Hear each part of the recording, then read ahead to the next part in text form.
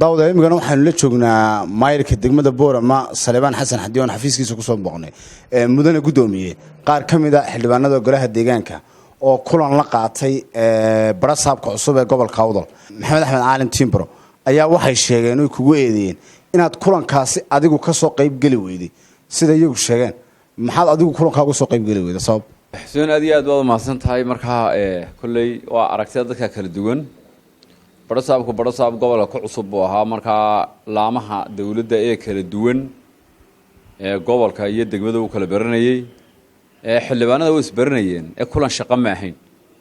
markaa dee barashada kol haddaanay hore isku aragnay sarkaan wey aniguna isma baraynina xafiiskiisa ugu tegeen markaa reason anigu aan uga soo qayb galaaba ma jirin dee hawl shaqaan ku jiray xafiiskana fadhiyo markaa shaqada socotay inamada soo isbaranaya dee kol hadday magacooga sheegi karayaan oo hadli karayaan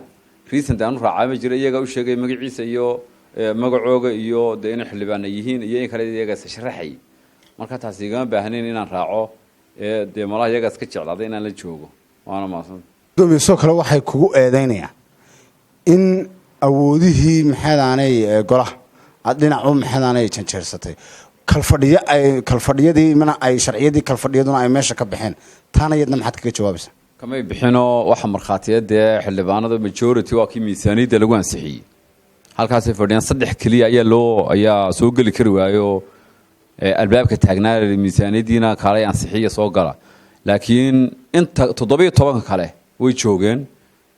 taas waxa weeye waa iska uun hadalkooga awoodahana awoodu waxa weeyaan ta sharciyadu dhigayso wax ka badan oo la gali karaa ma jiro dee xildhibaanku noqon maayo fulin oo fayl saxiix maayo waa policy maker waa siyaasad dejiye siyaasadii degmadan lagu horumar lahaa inay dejiyaan baa muhiimadooda ay tahay no more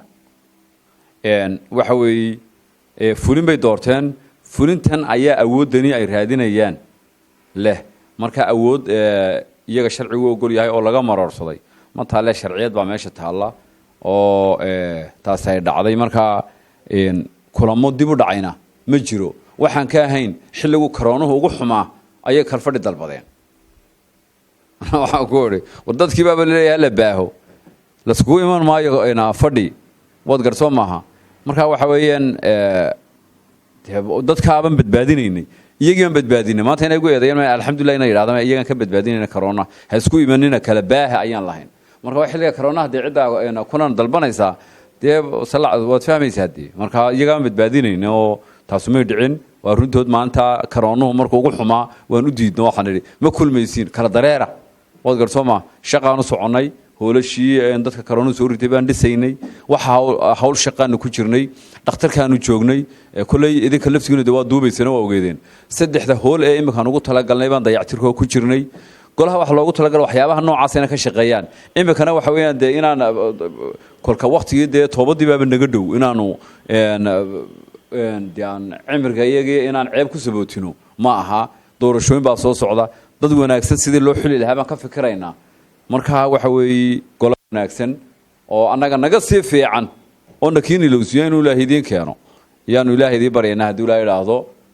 kolley dee annaga intayadu waxaan qaban karayna waanu qabanay haddii ilaahay yidhaahdo doorashadana waa dhowdahay waana u diyaar galoobaynaa insha allahu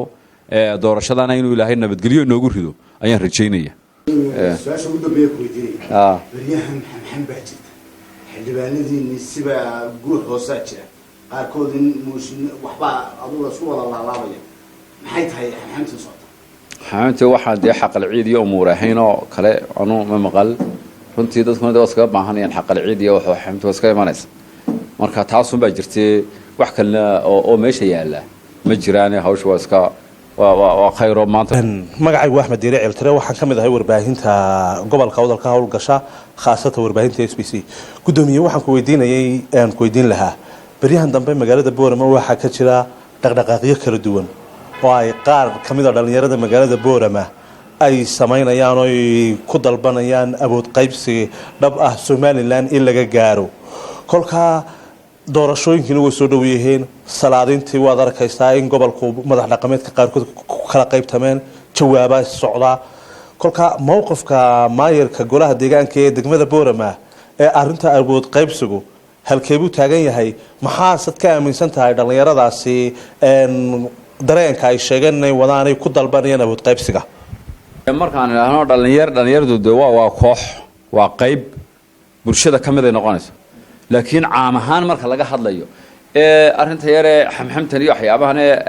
laga hadlayo saamiga horta saami inuu maqan yahay oo dadku wax saluugi karaan oo ay wax dooni karaan cid alle cid diidan ma jirto xukuumaddanu diyaar baa wada laakiin waxa weeye xukuumaddu systemku wuxuu jiraa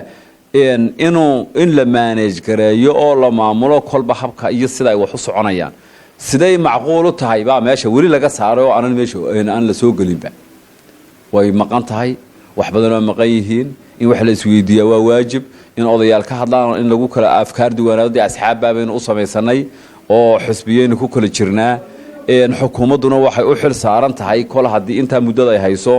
inay wixii mas-uuliyada ilaa xisbiyada iyadu ay mas-uul ka tahay marka waxay kol haddii xisbiyadii markii hore lagu kala qaybsanaa aragtida ay ku heshiiyeen inay doorashadii qabsoonto dee hadda way qabsoomaysaa waxaynu ka hadlaynaa waxa weeyaan arrintan maqan waa laba arrimood mid waa executive waa waxyaabaha madaxweynaha gacantiisa ku jira ee u madax bannaayeen cidi aanay ka hortaagnayn